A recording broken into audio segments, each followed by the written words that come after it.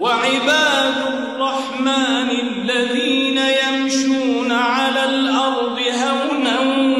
وإذا خاطبهم الجاهلون قالوا سلاما والذين يبيتون لربهم سجدا وقياما والذين يقولون ربنا اصرف عنا عذاب جهنم إن عذابها كان غراما إنها ساءت مستقرا ومقاما والذين إذا أنفقوا لم يسرفوا ولم يقتروا وكان بين ذلك قواما والذين لا يدعون مع الله إلها آخر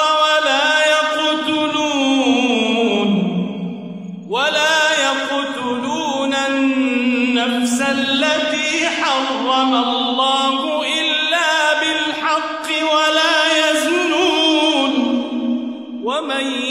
يفعل ذلك يلقى أثاما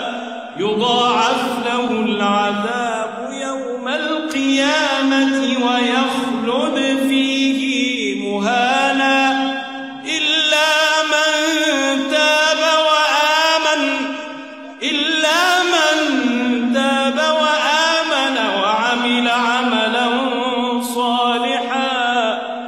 وعمل عملا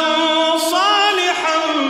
فأولئك يبدل الله سيئاتهم حسنات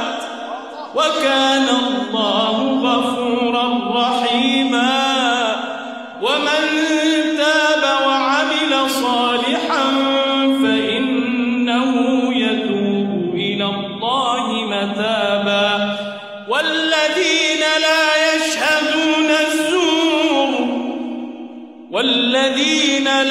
يشهدون الزور وإذا مروا باللغو مروا كراما والذين إذا ذكروا بآيات ربهم لم يخروا عليها صما وعميانا والذين يقولون ربنا هب لنا من أزواجنا وذرياتنا قرة